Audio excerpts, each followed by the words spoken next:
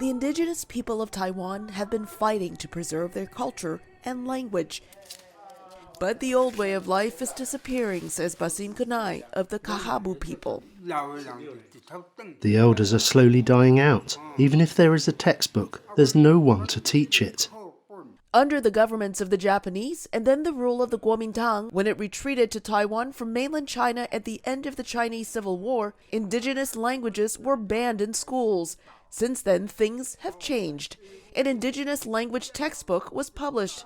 Current President Tsai Ing-wen even offered an apology for the centuries of mistreatment of indigenous people. Taiwan now officially recognizes 16 tribes of indigenous people, but the ruling Democratic Progressive Party, or DPP, and Kuomintang Party, known as KMT, have used the indigenous identity for their own agendas, says Indigenous Studies professor Kareem Friedman of Taiwan's National Donghua University. For the KMT, which identified as being Chinese, really promoting a concept of multiculturalism in Taiwan as a way of responding to what the KMT saw as the threat of Taiwanese nationalism.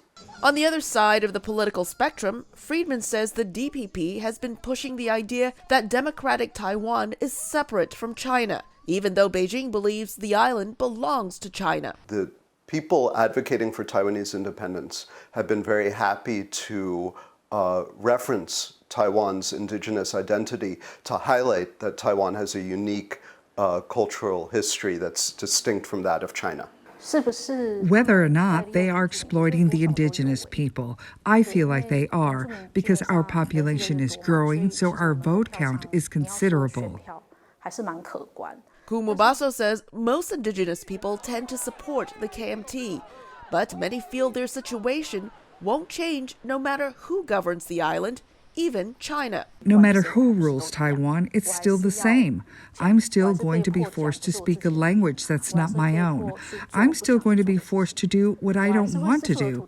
I will still lose my land. She says a common feeling among indigenous people is the tension between Taiwan and China is not their problem. So it doesn't matter whether the DPP party's Lai Ching-te, the KMT's Hou You-yi, or the third-party candidate, He Wen-je, is president. We feel, what does that have to do with us?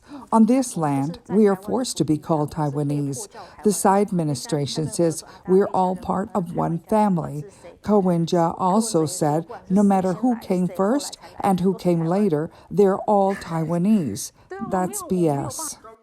It doesn't matter who is Taiwan's president or what they think about China. If a bomb comes down, the end result is the same. While some indigenous people want to be able to share power on the island, others are still seeking recognition from the government as an official ethnic group. Basim Kunai says it's a matter of dignity.